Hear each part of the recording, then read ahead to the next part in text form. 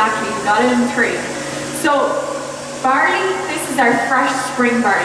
Now we have an abundance of barley farms in Ireland, or barley crops I mean. So a company called Guía consolidates with all our farmers and we'll get our grain through them. So what we're making in here at the moment is a single malt. So that means that we will use 100% malted barley in our whiskey. So in order to have malted barley, we'll take our fresh spring barley and put it through the malting process. So they do this down in County Cork in the Irish malting house. So they'll take our fresh grain, steep it in water and put it into a dark humid room for 3 to 4 days. That tricks it into thinking that it's been grown in the ground. So it starts to germinate and crack open. So this releases those sugars and starches that we need. So once these are released, we will put it into a large oven called a kiln. And that is where we'll heat it with natural gas and coal, which does not impart any flavour, but it does give the malted barley a crispy, crunchy texture and also a biscuity flavour to it as well. So if you're having a Scotch, a Scottish whiskey for example, it's quite smoky in taste, and that is because they will use peat to malt their barley. So because we are a craft distillery, we do get to experiment sometimes. So this summer just gone by, we actually malted our barley with peat and Irish turf.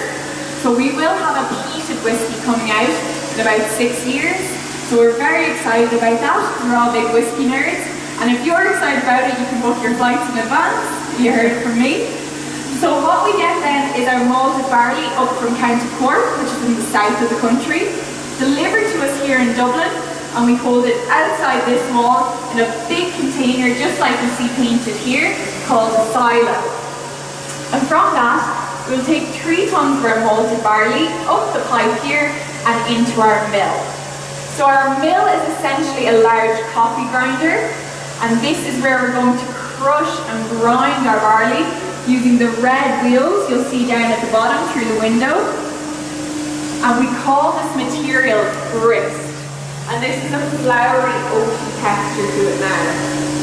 So we'll take our grist through pipes under it. So this is where we're going to add our second ingredient, our water.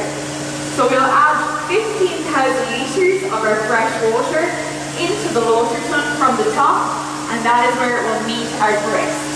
So there's a churning mechanism inside that will mix the water and the grist, and when you look through the window as you pass, you'll see it creates a porridge-like substance.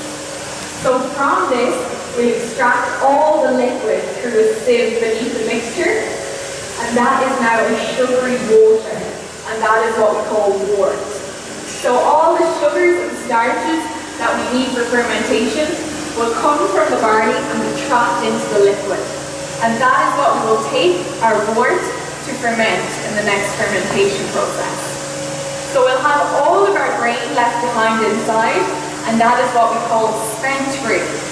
So we will then distribute this to farmers around the country to feed their cows, so that we have little waste and very happy cows. So we'll take a bit of credit for that. So you can just have a look into the water tun as you pass by. Our yeast.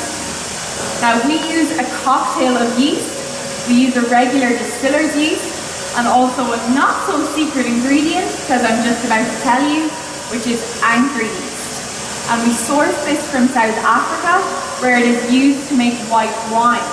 So it actually imparts a fruity flavour to our whiskey that is completely unique. So we'll take our sugary water, our wort, from the water tun and bring it over here to our fermenters. This is where we will add in the yeast, and the yeast will react to the sugars in the wort and cause a chemical reaction. So on day 1 of fermentation, it will bubble and churn of its own accord, and as well on day 2 it will still have some movement, and that is the alcohol being created. So what we end up with in here is an 8% alcohol by volume beer, which we call wash. So what you've seen so far is the same as you'll see in any brewery. We'll then take our beer and distill it into our spirit. So as you can see behind me here, we have 4 new style fermenters at the back. They're made from stainless steel and each hold 30,000 litres.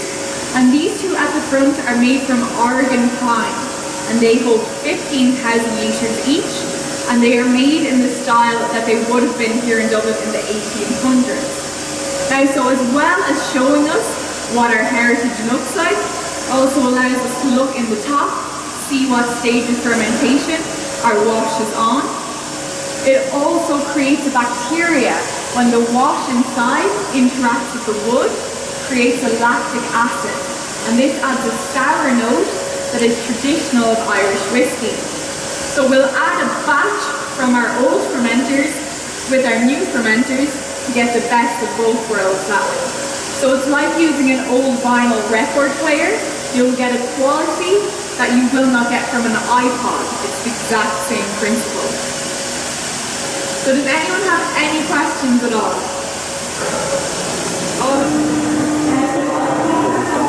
In the masters.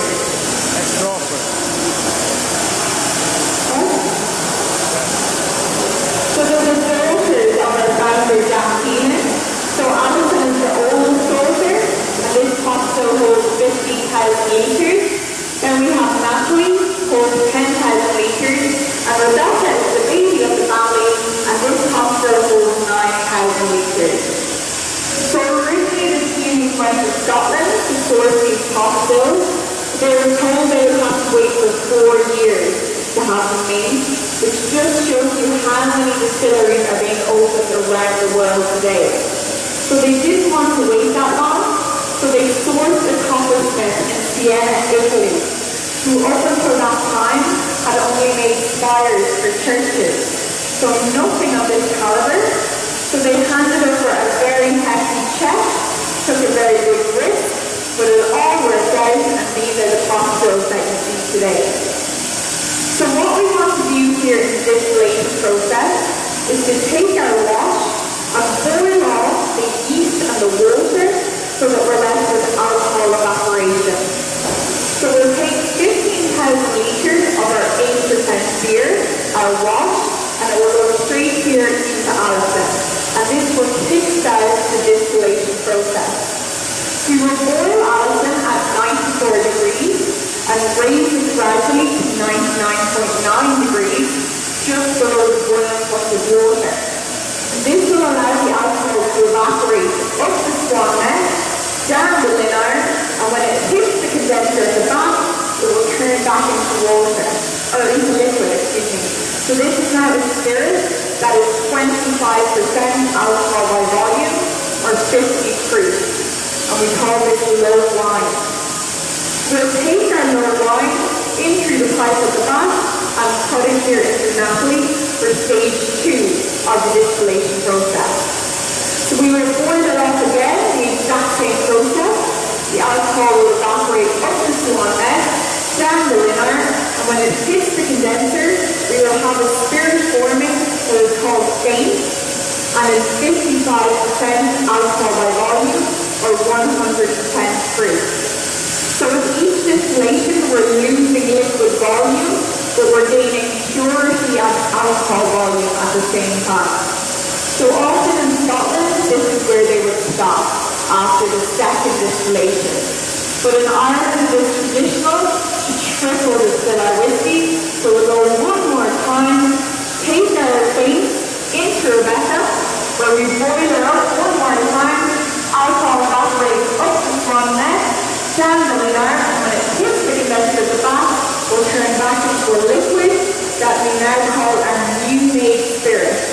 And it is now at 82% alcohol by volume, or 164 proof. So that is rocket fuel. You could not drink it, and you couldn't mature it into your whiskey. So at that point, we will distill it down with demineralized water to 66%. And that is what we will take to mature into our whiskey. So I'll show you our spirit safe over here. So this is a piece of whiskey making heritage from the 1800s here in Dublin. So everything that distillers would have used this for, such as temperature regulation and redirection of spirit, is now done in our distiller's office over here by computer future. The reason we have it here is because it's a beautiful piece of machinery, but also it allows us to see the liquid being created in each of our cross stills.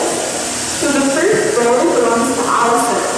So you will see that it is quite murky in colour, and that is because after just one distillation, there is still a lot of impurities left in that spirit. So the more that our spirit comes in contact with the copper itself, the more the copper absorbs the sulfate and absorbs the liquid. That is how we get it purer every time. That is also why Alison is losing her copper colour much quicker than Rebecca. She has more impurities to soak in than Rebecca does. So eventually they will all turn gold and green through oxidization. So Rebecca is going to lose her colour far slower than Alison. And that is why Rebecca is called our lazy cocktail. She has the least work to do. So then you can see our face coming from Natalie is very clear. And once we look at our new made spirit from Rebecca, it will be clear as crystal by then. So there was another use for our spirit face back in the 1800s, and that was to keep it locked. And there was only one man in Dublin with the key. That was all about money. So can anyone guess who had the key? It was in fact a taxman. So he would open this up, check the volume of alcohol, and tax it accordingly to the penny of what was owed. It was also a way to keep an eye on theft within the distillery, because people who worked here could not afford the liquid gold that they were producing. In a lot of cases here in Dublin, the taxman would even build the living quarters onto the side of the distillery so he could keep an eye on the spirit being created. It was that much of an important commodity. So what we've seen here in the distillery is really the science behind whiskey making. So this can be emanated anywhere in the world with the same machinery, expertise and capital to do so.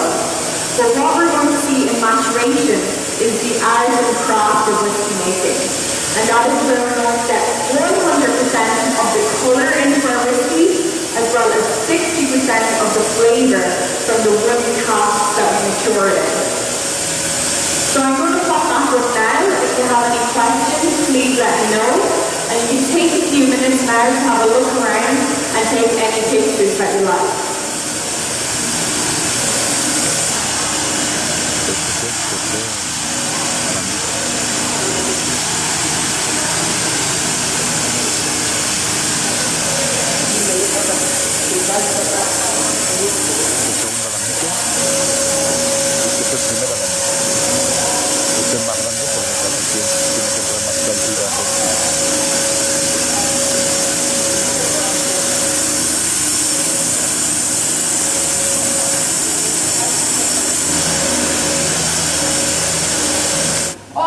Casks here are completely empty. So this is not actually where we mature all of our whiskey. We do that 1 hour north of here in the countryside of County Louth in a place called Green Ore. Now we're actually not allowed by Dublin City Council to mature our whiskey in an urban centre. There's a very good reason for it. Can anyone guess what it is? It gives off a mould. The fire hazard. Yeah, exactly. So when you have a high alcohol volume inside a wooden cask, it is explosive. So one would go up, have a domino effect, and a distillery could go up in minutes. So we learned our lesson the hard way. Back in 1875, we had the Great Dublin Whisky Fire. Now that is when that very thing happened. A distillery called Light passed to surrounding industry, and the result of this was a flaming river of whiskey going through the streets here, flowing through the streets of the Liberties. So the flames inside it were huge. Our fire brigade at the time were only 20 years in action, so they weren't hugely experienced. So the first thing they did was they added water to this fire. Now that just made the river wider and the flames in it higher. So what they had to do was find some resource to hand to build a dam within the river to stop the flames from passing through. So as people were getting around by horse and cart at the time, there was a lot of horse shite, as we say in Dublin, on the side of the roads. So they collected this up, built a dam of it within the Whisky River, and it stopped the flames from going through. But it did not stop the whiskey from filtering through it. Nor did it stop the ladies and gentlemen here in the Liberties from running back into their houses, grabbing every pot, pan and bucket they could get their hands on. Men coming home from work were taking their hats off their heads and their work boots from their feet and scooping up this liquid gold. They really thought that all their Christmases had come at once, because they never could have afforded it, and not in this quantity in any dream they could have ever had. So it was meant to be the biggest party Dublin has ever seen in the whole history of the city. But unfortunately, 13 people died that day. Now, they didn't die from the flames or from smoke inhalation. They died from alcohol poisoning, from drinking far too much horse manure filtered filthy whiskey. So that's one hell of a hangover, and one we don't want to repeat anytime soon. So guys, once we get our spirit from Rebecca, it is completely clear in colour. So this is what we dilute down to 52.5% alcohol by volume, and this is our Irish poitín. So we call it the Spirit of Dublin because it is the first spirit to be distilled here in Dublin in over 40 years. So it's a piece of history, and we call it Irish poitín. Has anyone heard of poitín before? So it's also known as moonshine or schnapps in other places. So it's a very high alcohol content, and it was originally made illegally around the country from potato skins. So the barley that we use now, where we get our sugars and starches, would have been gotten from potato skins, and people were making it in their kitchens in small pots. And poitín is the Irish word for small pot. Now there's a very funny thing about poitín that you won't believe unless it's happened to you, and I'm speaking from experience on this. So if you have a glass of poitín, or 2 is probably your limit of the night, if you want to push it to 3, you'd be very drunk, you'd go asleep, and you'd wake up dying of thirst. So you'd drink a big pint of water, and within 40 minutes, you're drunk again. You drink it once, and you get drunk twice. So once you kickstart your metabolism in the morning, it goes back into action and you're drunk again. So don't take this as an endorsement. I see you giving the thumbs up, but it's just a funny thing about poitín. So be careful with it as well. So that is just to show you what we put into our barrel, completely clear in colour, to mature into our whiskey. So after just 6 months in our barrel, we pick up that beautiful golden sunshine colour. Now, I couldn't put this on a shelf yet and call it Irish whiskey, because we have whiskey laws that we must follow in order to produce an Irish whiskey. Now, the first of those is simple enough. It just must be produced on the island of Ireland. Second of all, it must be matured in wooden casks. And thirdly, it must be matured for a minimum of 3 years and 1 day. Now, can anyone guess why we tacked that 1 day to the end? Do you think of any whiskey rivals we may have close by? Any ideas? No, good guess, not Scotland, exactly. So the nationality more than the brand. But in Scotland, their whiskey laws say they must wait a minimum of 3 years to mature their whiskey. So just to ensure we were always 24 hours better than the Scots, we added an extra day to our whiskey laws, and we are that petty. There's no other reason for it. So at Teeling, we'll wait a minimum of 6 years, and after 6 years in a Cabernet Sauvignon cask, get that beautiful copper hue that you couldn't really mistake at that stage for anything other than whiskey. And that is a sample of our single grain whiskey that you see here. So you can see how we get 100% of the colour into our whiskey from the cask. Now, as I said inside, we also get 60% of the flavour from our cask. And how we do this is by using an ex-cask that have had another liquid mature in it before. For example, this is an ex-bourbon cask from Kentucky. So when the bourbon was put in here to mature, 5% of it was saturated into the wood. And this is what we call the devil's cut. So when we put our spirit inside the barrel to mature, along with our temperate climate, our barrels will breathe. So they will expand and contract at a steady pace, and this mechanism will draw the flavour from the wood into our whisky. So there is no end to the type of casks we can use to flavour our whisky. So this is bourbon, this is our Cabernet Sauvignon from Napa Valley in California, this is our Spanish sherry, and this is our apple brandy from France, our Calvados from Normandy. So we also use rum casks, we've used port casks, Irish stout casks, and we're thinking of using tequila and Patron casks in the future as well. So basically, if you don't like whiskey, you probably just don't like it yet, because you're going to add something to it eventually that you will like. We hope anyway. So then we're going to take all of our liquid, seal it up to mature. So that's what we see behind us here. So once it's ready and in its cask, we'll put it away to mature. Within the first year, we're going to lose 5% of the liquid volume. Now 3% of that will be through saturation. So as we draw the flavours out, we will add our own flavour back into the wood. It's like a crossing over process. And then we will lose 2% to evaporation. And this is what we call the angel's share. So imagine the angels taking a big swig of whiskey for themselves and having a big boozy party up in heaven, and that wishes us good luck for the rest of our maturation. So every year thereafter, we will lose 2% of our volume to the angels. So after 30 years, we will lose 70% of our cask. So that is why you'll always pay a premium price for an older whiskey. There's simply less of it, as well as it's tasting amazing after all those years to diffuse. So does anyone have any questions on the process at all? Maybe one to do with France?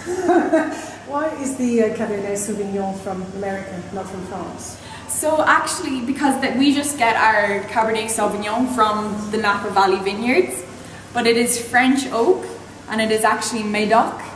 Yeah. So what France do, what all French vineyards do, is they'll make the oak casks, they'll send them to California to use them once, then they will buy them back because they want them used one time for the quality. So they'll make the casks in France, they will use them in California, send them back to France to reuse. They want to use a cask that's been used before. Okay, so you're buying them off America and never from France? No, it depends. We will get them through a brokerage. Right. So you'll get all our barrels from the same place. They won't tell us the exact vineyards. They will just say, this is a Cabernet Sauvignon from California. This is a sherry from Spain.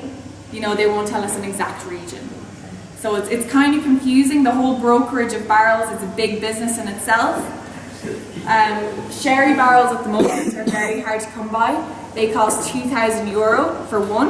Wow. So it depends what is in demand at the time, like anything. Will you guys only use them once? So we use them on average 3 times. So it's kind of like a tea bag effect. So the first time it will diffuse easier. The second time it may take a few months extra to get the same intensity of flavour. So that is why our master blenders will always test and check for taste and consistency. That's why we make our whiskies in smaller batches to ensure the consistency along the range as well. Is that alright? So are we all whiskey making experts now? So guys, before we go into our tasting, does anyone have a black band? No? Anyone have a gold band? Yeah, so you'll be sitting in front of a white mat with 3 whiskies going across, and everyone else will be sitting in front of a straight whiskey and a whiskey cocktail. So on your way out, you can take a big sniff of each of the barrels. So wake up your senses to find the flavours in our whiskey inside. So remember, this is our Cabernet Sauvignon, this is our Spanish sherry, and this is our Calvados from Normandy. So just have a good smell, and then we'll go straight into the bar. Yeah, you Trinity tasting. If you want to add a drop of water to dilute it a bit and open up the flavours, feel free to do so. So I'm just going to give you some tips and tricks that will help you get some flavours from your whiskey and maybe get a more interesting experience from your tasting. So the first thing we want to do is to smell our whiskey. But we don't want to take a big sniff and overwhelm the senses of our nose. But if you just wave it below your nose with your mouth open like a fish, you look a bit silly, but it lets the aroma go right up your nose and hit the back of your palate. So I'm going to start with the middle whiskey on the Trinity, the small batch. So the middle one here, and that is the one that everyone here has in their single glass. So I'm just going to tell you what we'll do. So once you're more comfortable smelling it, you can take a bigger sniff, but still with that mouth open. And then on your first sip, you're just going to be waking up your palate, but when you do, take a big deep breath out. And that is going to release all those alcohol vapors that are going to make you squirm and heat up too quickly. So let them all out, and you will just have the flavors left on your tongue. So then when you take your second sip, you can chew it around for a bit longer, swallow it down, and then take a big deep breath out again, and you will get a lot more flavors from the second sip. Yeah. Are we all okay? Yeah. Know what we're doing? So I'm going to start with the small batch. So that is the middle of your Trinity tastings, and the one that everyone has with their single glass. So our small batch is our flagship whiskey, and as the name suggests, it's made in smaller batches, as I said inside, to find that consistency of flavour every time. So this is a blended whiskey, which means it has two different types of grain in there. So it is 75% corn and 25% malted barley. Now it is matured for 6 years in a bourbon cask, and then finished for 6 months in a rum cask. So if you want to take it now and have a smell, on the nose you will find vanilla from the bourbon influence, and also some raisins and dried apricots from the rum. Yeah, that happens all the time. I'm like, no, you don't have that one. I'd be the same. You just tricked yourself thinking it. So is anyone getting any interesting aromas from this? Yeah, the vanilla is priority for me. I think if you like feeling pink, you're going to pick up on vanilla. All our tastes are linked to memories. So if you never eat raisins, you're not going to find raisins. But if you love sweet things, you're going to find vanilla in there very quickly. So guys, umami is the Japanese word for mouthfeel. So the mouthfeel of this is very velvety, it's creamy. So it almost coats the inside of your cheeks. And then once you swallow it, it has a long warming finish. So it goes right down into your chest and warms you up like a jumper. So it's a really nice whiskey for winter. You feel that going down. So we do not chill filter any of our whiskies. This allows the natural oils in the barley to remain in the whiskey, and that's what gives it the long finish that you can feel going down, that you won't get with a larger brand with chill filter. So it goes down very smoothly, this one. So do you like it? How's it going down? Yeah, you like it? Brilliant. Yeah, it's a good beginner's whiskey. It's a great beginner's whiskey. That's the one I first started to drink, and I started to like it then. I like that. I like the idea of